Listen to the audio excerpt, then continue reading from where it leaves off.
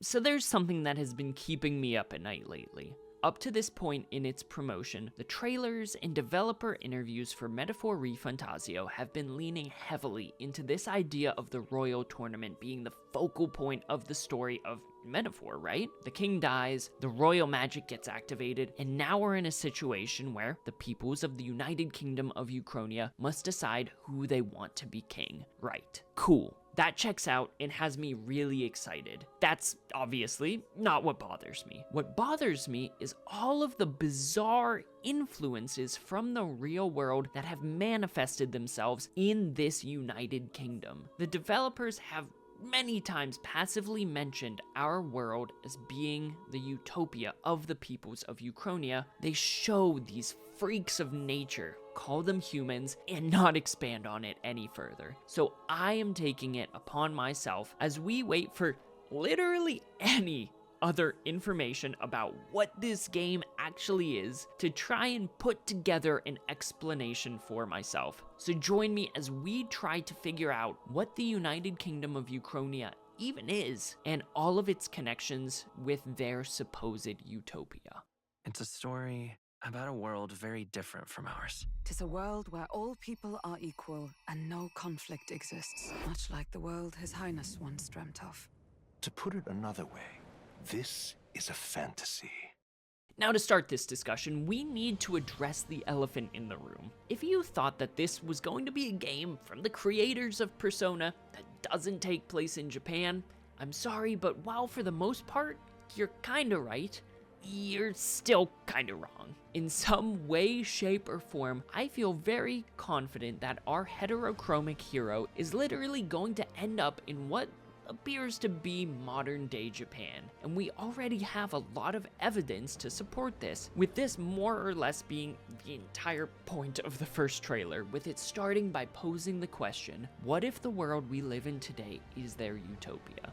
The trailer shows real footage and the bustling streets and the skyline of modern day Tokyo, and it ends by saying that everything started with the novel in the protagonist's possession, which depicts cars, people, and skylines. Now, while we don't see any renderings of Tokyo itself in the trailers, I think it is worth noting that if we go to the Japanese website for Metaphor ReFantazio, we will see what looks like random B-roll footage playing in the background. But if you actually pay attention to what's being played, you'll see footage of a city, and more recognizably, you'll see Tokyo Tower appear in the background. In this first trailer, we see this gentleman several times, who seems to be the one in charge of academia, the place in which it appears you can receive and change your archetypes. Think of it as an alternative Velvet Room. Now, I'm just going to refer to him as Seeker since I can't read Japanese, and while Seeker probably more so refers to us as the player based on the text on the Academia menu screen that says Seeker's Research, I'm just gonna think of him as Seeker Supreme since he seems to be our confidant that we are learning about archetypes from. If we take a moment to pause on this scene in the trailer, we'll find ourselves within a black void with only Seeker Supreme in front of us saying that this is the utopia our countrymen should aim for, making it appear as though he is showing the protagonist this so-called utopia. But what I want to understand is the text that is on screen when this occurs, which says this is the mirror of reality. If we are to believe that the world of Metaphor is just a funhouse mirror of our modern reality, then how on earth is our world their utopia? They state that they strive to live in a world without conflict, but the real world is nothing but conflict. A world like this just simply can't exist in any practical way, and so this idyllic idea of a utopia, while a fun one on paper, just isn't practical. And so I would be willing to bet that a large portion of the narrative will be deconstructing what a utopia actually is and what it actually looks like to try and reach something even remotely similar to this. What if we as the protagonist slowly learn over time that while a utopia is unachievable, instead he will strive to learn and gain insights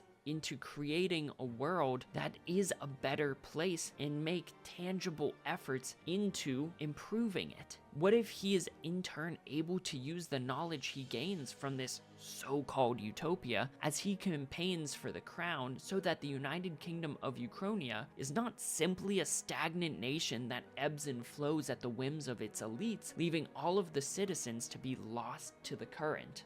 I think it's very apt that the world of metaphor is called Uchronia, as it's likely derived from the word Uchronia. And if you've never heard of this word, I can't blame you, because it's what's known as a neologism, or a newly coined word or expression. Essentially, it means a straightforward synonym or alternate history of a genre of speculative fiction that reimagines historical events going in new imaginary directions. Which, let's be honest, sounds pretty on the nose when considering the world of metaphor is considered, I imagine, to be a mirror of our own reality. What if the world of metaphor originated from the shadow of the real world, creating a mirror full of magic and fantastical elements, but retaining some aspects of the real world in this split between the two? And what if the protagonist's heterochromic eyes aren't just a cool design choice, but instead this is the defining feature of the Elda tribe? In many Native American cultures, it was believed that if an individual has two differently colored eyes, this means that they have something called ghost eyes, which allow them to see both heaven and earth simultaneously. And while I don't think we'll be bringing heaven into this, I do think that it's very possible that it's his eyes that will allow him the ability to eventually see both his reality and the supposed utopia that they all strive for, with the aid of Seeker Supreme.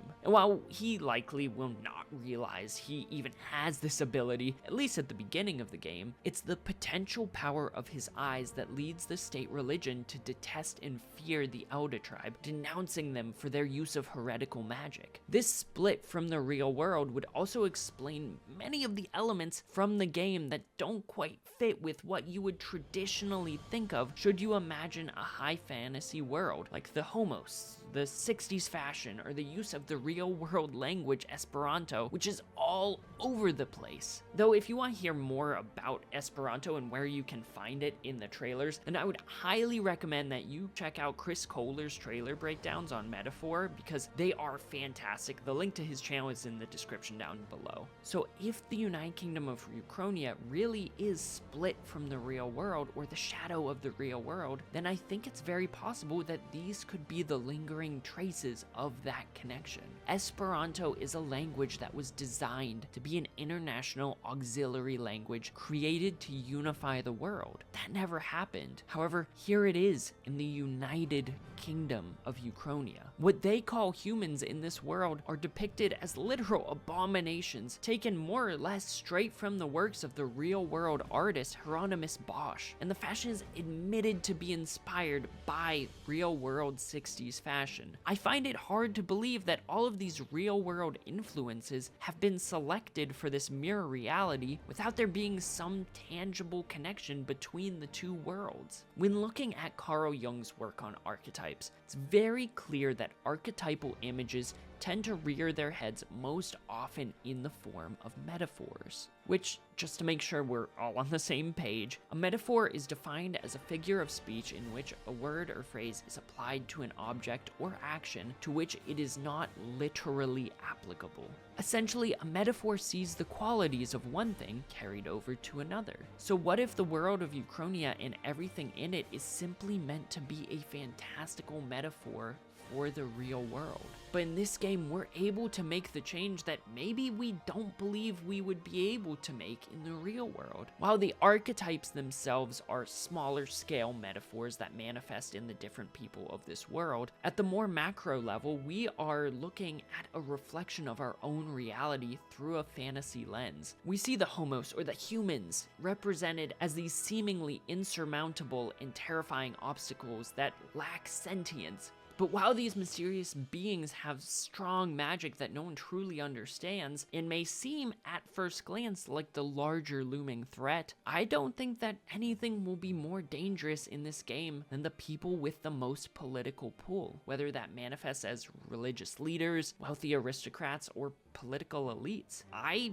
really do believe that these individuals will be infinitely more terrifying than any of the human enemies could ever hope to be. Because in reality, it's not necessarily the things that we don't understand that are the scariest, even though it might seem like that at first glance. It's the things that we don't want to see that do the most harm. Essentially, it's easy to point the finger at these creatures and say, this is what you should be scared of. I think that a large plotline of this game will be the elites fear-mongering and trying to get everyone to rally behind them in fear of these humans or these homos that they believe will be the downfall of their society. So why should we risk throwing our weight behind this new upstart when there's such a large looming unknown threat in front of us, when in reality the large looming threat are the people that are trying to have you put their faith in them. But until Atlus gives us just a bit more information, who's to say whether any of this is correct? Either way though, I am beyond excited to get more information for this game so that we can start to better understand how the inner workings of this society operates.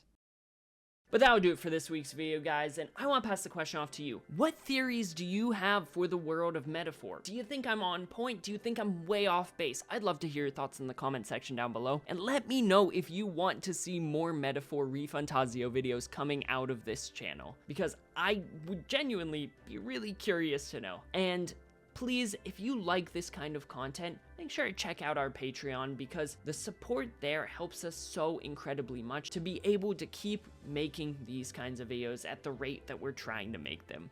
And as always, I hope you have a fantastic rest of your day, a fantastic rest of your week, and why not even a fantastic rest of your month, and I will see you in the next video. Later.